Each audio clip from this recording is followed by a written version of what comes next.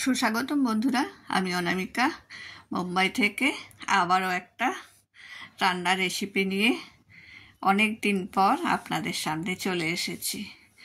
আজ ব্রোকলি বানাবো পনির দিয়ে। দেখুন কিভাবে বানাচ্ছি। অনেকেই ব্রোকলিটা খেতে চায় না, কিন্তু ভালো করে বানালে হাত চেটে খাবে। এই যে ব্রোকলিটা গরম জলে ধুয়ে হালকা করে ভেজে নেব। এই ব্রোকলিটা গ্রিন ছিল, কিন্তু পনির পাওয়া যাচ্ছিল না বলে ব্রোকলিটা হলুদ হয়ে গেছে। কিছুদিন ধরে করা হয়নি। বললাম আজকে না করলে ব্রোকলিটা খারাপ হয়ে যাবে। পনিরটাও ভেজে নিলাম। এবার তেজপাতা, গোটা জিরে আর হিং ফোড়ন দিয়ে দেবো। এদিকে পেঁয়াজ, রসুন, আদা, টমেটো সব পেস্ট করে নিয়েছি। তার সাথে এলাচ, দারচিনিও পেস্ট করে নিয়েছি। আন্দাজ মতো মশলা দিয়ে দেবেন, স্বাদ মতো নুন, একটু চিনি, ধনে গুঁড়ো, জিরে গুঁড়ো, লঙ্কা গুঁড়ো, হলুদ পরপর দিয়ে দেবেন। যেমন পরিমাণ মতো থাকবে জিনিসটা, সেই হিসাবেই পরিমাণ মতো দেবেন মশলা। এক এক করে মশলাগুলো দিয়ে দিয়েছি।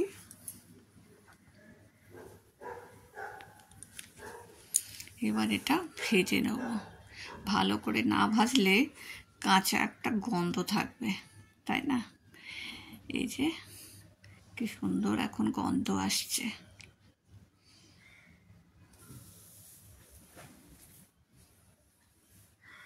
এই দেখুন ভাজা হয়ে গেছে। এবার একটু জল দিয়ে দেবো।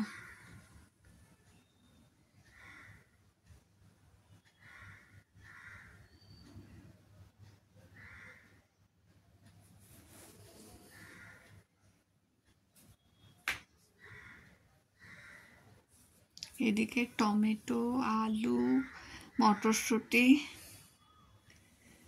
কেটে রেখেছিলাম, সেগুলো দিয়ে দিলাম। সেটাও সেদ্ধ হয়ে যাবে। এবার একটু জল দিয়ে ঢাকা দিয়ে দেবো। এই যে কস্তুরি মেথি,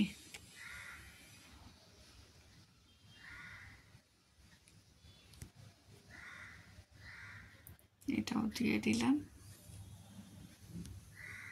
এটা দিলে দারুণ গন্ধ আসে। এটা ফুটে গেলে এবার পনির আর ব্রকলিগুলো দিয়ে দেবো। ব্যাস, দারুণ খেতে লাগে। গরম গরম খেয়ে দেখবেন, খুব সুন্দর লাগবে। আমার রান্না যদি ভালো লেগে থাকে তাহলে লাইক, কমেন্ট করবেন, শেয়ার করে দেবেন। এই দেখুন কি সুন্দর হয়েছে।